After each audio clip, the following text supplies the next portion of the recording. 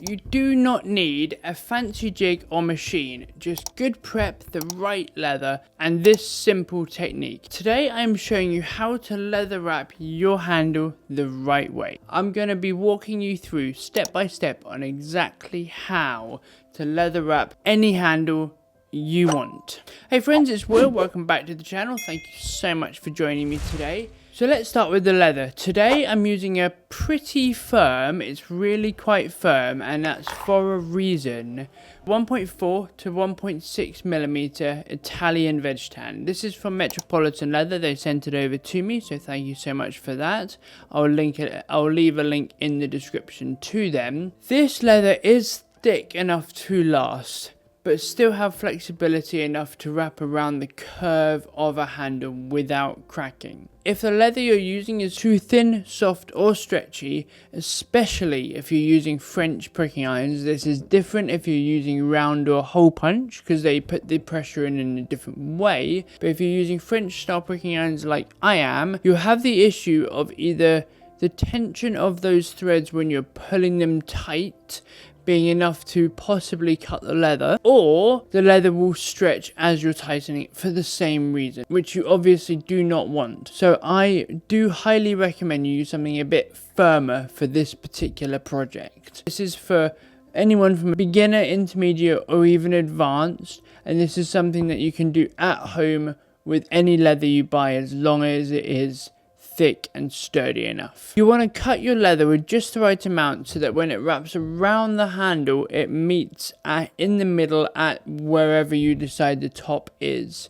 I suggest using a flexible tape measure first so that you can get the exact circumference of the handle that you're wrapping. For tools it could not be simpler. A sharp knife so you can safely cut through your leather because a sharp knife is a safe knife. A ruler to make sure that your edge ends up to be really nice and uniform. I'm using this absolutely fabulous metallic poly thread, but that's purely for the video so you can see it clearly. Feel free to use something not quite so vibrant. And lastly, I'm also using a roundel. Now, this is purely an optional step. This is to help me so that when I'm poking the holes from underneath, which I'm about to show you how to do, you can find the hole from on top. Because obviously, if you punch your holes and they're not quite all the way through, you'll need to just help it out a little bit. You can, however, easily do this project without a roundel quite happily. All you need to do is get one of your spare needles, because obviously you'll need 2 needles at least to make this. So you will be pushing one needle through the outside and meeting it from the inside, but I'll show you that in a moment. I prefer using an awl, but you don't need to. Now for the seam. This can make or break the look of your wrap. There are 2 primary ways of wrapping a handle. Either you can do like I'm doing with a butt join where you're cross stitching in the middle, or you can go for a folded, otherwise known as turned edge. Now this is more advanced, it requires more skill, it requires more technique to do, and I'm not going to be doing it in this tutorial. However, if you would like me to do it, leave a comment down below, subscribe to the channel, and I will, if I get enough interest, I will do a tutorial on how to do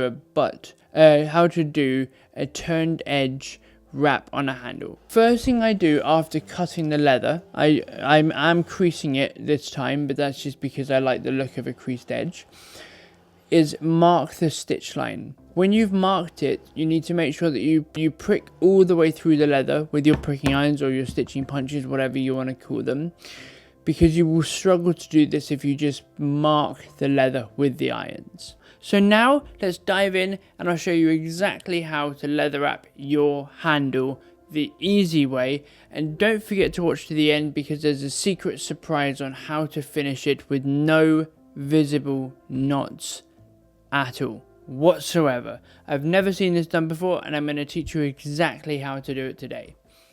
So you'll start by pushing one of the needles through the outside and back up from the inside to the outside on the left hand side is how you're going to start this, and it's super easy. And then you have to you have to decide which one you want to be over the other one. So I've decided I want the left hand to be over. So I'm going to pass my left hand over my right hand each time I do this. Because if you interchange which hand goes over the other side, it'll look a little bit wonky. Sorry I didn't get footage of the first couple. I didn't get my focus quite right, and I am sorry about that. But anyway, it's the same thing all the way down. So as you can see here, I'm actually using my awl to poke through, and that's because we're not actually going in completely straight. It's a little bit lopsided because it's going in and across. So it does help to use an awl, but like I said before, you don't have to use one. And each time you pull it, I find it easier to pull one of them, in my case it's the left one, fully through, and then the right one fully through on top. And yes, before you say it, I know there's a little bit of background noise. The fan was on, it was 30 degrees in my studio, so I'm sorry about that. But anyway, we're going to continue going all the way down, and we're going to do exactly the same thing. When you're just learning to do this, getting the tension right each time is really, really important, because if you get the tension wrong, it will have an uneven gap going all the way down your wrap. So you want to get the tension on each thread right each time, and this is the same for any stitching, whether it's hand or machine. The tension is incredibly important. But now for the end, we're going to do one stitch from the outside inside, and then once we've pulled those through, we're actually going to do a knot, and this is the secret part. We're going to do a knot, but it's going to go up underneath the leather wrap, and we're going to do 2 or 3 of them. I think I'm doing 3, and if you pull them hard enough and you pull them up underneath that leather wrap, you will literally never see it ever. We're going to finish by tapping it down just to flatten those threads and get the gap nice and even, because as you tap it down, it will pull those threads in a little bit, and it'll end up looking beautiful. If you want to see any part of this again, go back, watch it again until you get it just right. But there we go. Thank you guys so much for watching. I really hope you enjoyed it. Don't forget to like, comment and subscribe, and let me know what else you want me to teach you down in the comment section below. I can't wait to see you next time. Have a phenomenal week. Take care.